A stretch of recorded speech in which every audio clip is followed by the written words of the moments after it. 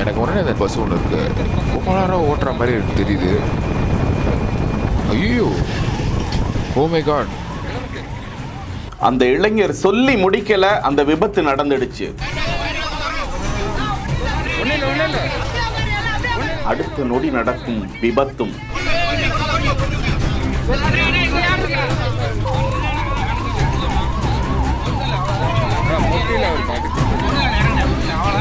அந்தரத்தில் தொங்கும் சொகுசு பேருந்து, அலறிய பயணிகள். இரவு நேரத்தில் நடந்த பதற்றம். யாருக்கு என்ன ஆச்சு?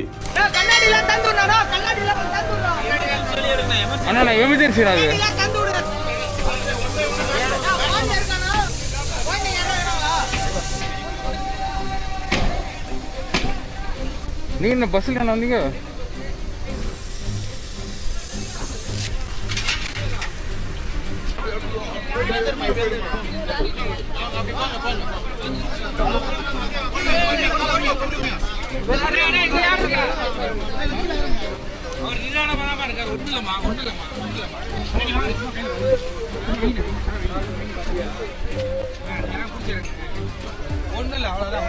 முட்டியில் ஒரு அவ்வளோதானே முடிஞ்சிரு. ஒன்றும் இல்லைம்மா இருக்குமா, எங்கம்மா இருக்காரு அப்பா? ஒன்றும் இல்லைம்மா, ஒன்றும் இல்லை இருங்க. மண்டையில் ரத்தம் இருங்க. நீங்கள் போகிறீங்களா? நான் வெயிட் பண்ணுறேன், நீங்கள் போங்க. 1 hour. இவருக்கு மட்டும் எப்படியாச்சும் ஆம்புலன்ஸ் மாட்டிக்கிட்டு இருந்தோம். மண்டையில் ரெட்டு வருது. ஆனால் இங்கே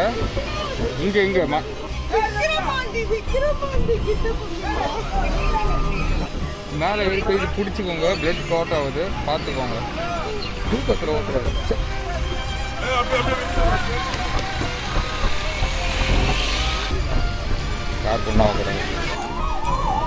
யாருக்கு ஒன்றும் ஆகலை, சேஃபு. என்னன்னா இந்த இதுதான் நம்ம காப்பாத்துச்சு.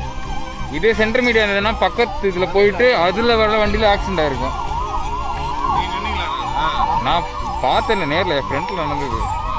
எனக்கு ஒரு நிமிஷத்தில் அப்படியே நானே பயந்துட்டேன். சென்னை திருச்சி தேசிய நெடுஞ்சாலையில் அந்த இளைஞர் அந்த அதிவேக பைக்கில் சென்று கொண்டிருக்கிறார். நிதானமாக அவரை முந்திக் கொண்டு சில பேருந்துகள், ஆம்னி பேருந்துகள் குறிப்பாக சென்று கொண்டிருக்கும் நிலையில் அதனை அவர் காட்சிப்படுத்துகிறார். அவரது தலைக்கவசத்தில் இருக்கக்கூடிய கேமராவில் ஒளிப்பதிவு செய்யப்படுகிறது. அப்படியே பேசிக்கொண்டேதான் செல்கிறார்.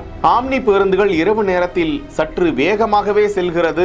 100ஐ கடந்து கூட பயணிக்கிறார்கள். அந்த வேகம் கூடாது என பேசிக் கொண்டிருந்த போதே விக்கிரவாண்டி அருகே தனக்கு முன்னால் சென்று கொண்டிருந்த சொகுசு பேருந்து ஒன்று திடீரென கட்டுப்பாட்டை இழந்து சாலை தடுப்பு கட்டையை உடைத்துக் கொண்டு தலை குப்புற தொங்குகிறது. பயணிகள் தூக்கி வீசப்பட்டு படுகாயமடைகிறார்கள், அலறி கூச்சலிடுகிறார்கள்.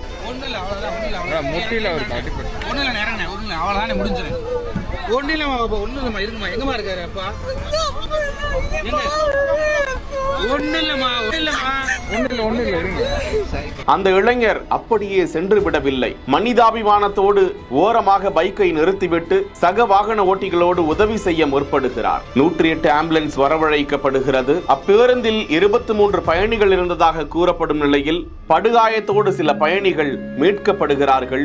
ஜன்னல் வழியாக, எமர்ஜென்சி கதவு வழியாகவும் சிலர் மீட்கப்படுகிறார்கள். பலர் படுகாயமடைந்த நிலையில் யாருக்கும் உயிர் சேதம் இல்லை என தெரிய வந்திருக்கிறது. விபத்து குறித்து போலீசார் வழக்கு பதிந்து விசாரித்து வரும் நிலையில் விழுப்புரம், விக்கிரவாண்டி உட்பட அரசு மருத்துவமனைகளில் அனுமதிக்கப்பட்டு அவர்களுக்கு தீவிர சிகிச்சை அளிக்கப்பட்டு வருகிறது. இந்த விபத்தை நேரலையில் பதிவு செய்திருக்கும் அந்த இளைஞர் கேட்டுக்கொள்வது ஒன்றே ஒன்றுதான். இரவு நேரத்தில் ஆம்னி பேருந்துகள் குறிப்பாக அதிவேகமாக செல்கின்றன, அதனை தவிர்க்க வேண்டும். அதிவேகமாக சென்று ஒன்றும் பிரயோஜனம் கிடையாது, உயிர்கள் முக்கியம் என்பது மட்டுமே. தயவு செஞ்சு தூக்கத்தில் மட்டும் ஓட்டாதீங்க.